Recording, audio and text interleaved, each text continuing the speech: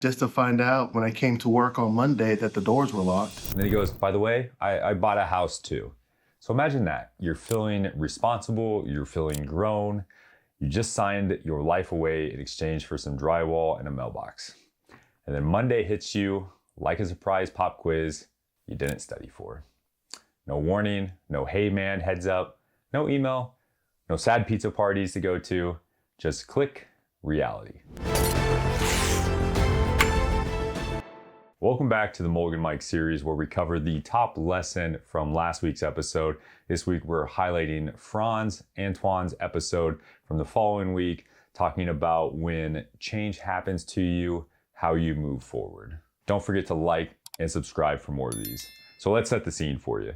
Frantz is working for a roofing company. It's 2020 when people were stress eating, learning what Zoom fatigue feels like. But roofing, they were still outside, they were still moving, and they were still working. He says it was one of the best years ever. So he and his wife do what logical people do after a good year. They buy a house. And then Monday morning comes, and the business is just, it's gone. Like Thanos snapped his fingers and part of everywhere was gone. People either had panic, they froze, they started updating LinkedIn with headshots from 2017 or the past. But Frantz did something a little bit different. And we're gonna break down what he did those next 4 days. Here's a big takeaway from this mini. Decisive action beats perfect planning when the floor drops. Because when the floor drops out, you don't have a 5-year plan, you don't have a 5-minute plan regardless. You need movement, traction. You need something that says, I'm not dead yet. And Frantz, he made all 3 of these moves incredibly fast. Move 1, he committed to identity. He basically said, I don't know everything about owning a business, but I do know roofing. I know that job, and that is such an underrated moment. Because in a crisis, people don't lose talent, they just lose the confidence. They start acting like they forgot to breathe. You ever notice that? Like when you get some unexpected bill or suddenly you're like, am I even good at anything? Do I have skills? Can I boil water? Frantz didn't do that. He grabbed the one thing that was still true. He knew the work, and that's the first step of betting on yourself. Don't try to become a brand new person overnight just because the most committed version of you as that person just got taken away from you. Move 2, he created a minimal viable product or an MVP. This is where you get the beautiful, unglamorous, he didn't go to Instagram saying, big things stepping into my purpose, or Liza, biggest announcement ever. Sorry, love your marketing, keep doing your thing. He did something way more powerful for him.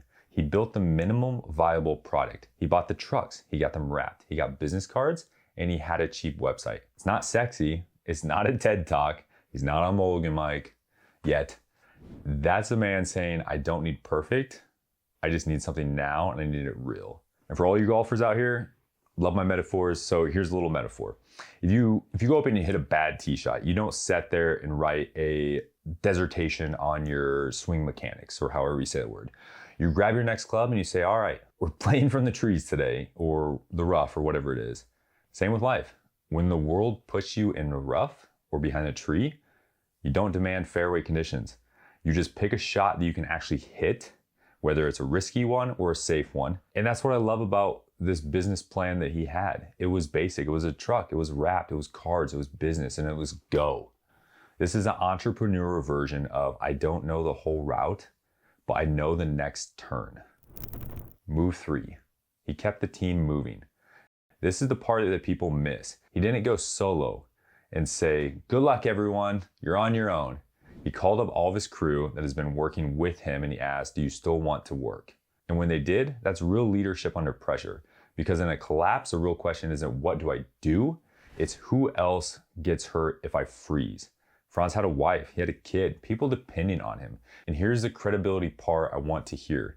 He wasn't pretending he knew everything. He wasn't like, I'm the CEO now, look at me, I have thoughts. He was like, I just refuse to freeze. And that's where it separates some builders from spectators. Spectators wait for this certainty. They wait for that momentum of the wave to go to the high and they just see everybody having success. But where those builders go, they can see trends, they see the traction before and they move out just like Frantz did with incomplete information, but he had a plan and he was actionable on it.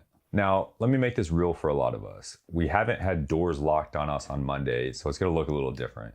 Maybe yours was like mine, a layoff meeting at noon on a Thursday where you're supposed to golf with the company the next day.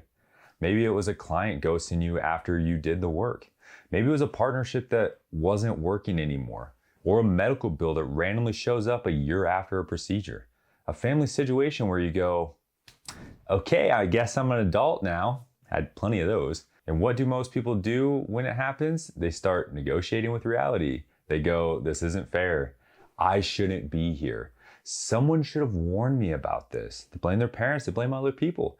And listen, those feelings are valid, but fairness, it doesn't pay the mortgage. Fairness doesn't call your customers back. Fairness doesn't put food on the table. So better question is, what's the next clean step that I can take that creates momentum? Because momentum is a form of hope that you can measure. Now here's an example of how this relates to golf. So you're out on the golf course, bad bounces just happen. You don't get to negotiate it, you only have to respond. If you've ever golfed, you know exactly what I'm talking about. Golf can be an example of life with probably fewer email notifications. You hit what you think is a perfect shot and it bounces off a hill like the ball has a personal beef with you. But you didn't get to walk up to that ball and be like, excuse me, I'd like to speak to your manager. It doesn't work because physics happen. You just have to play it. It's the same with business, same with leadership, same with life. But here's your Mulligan mindset piece.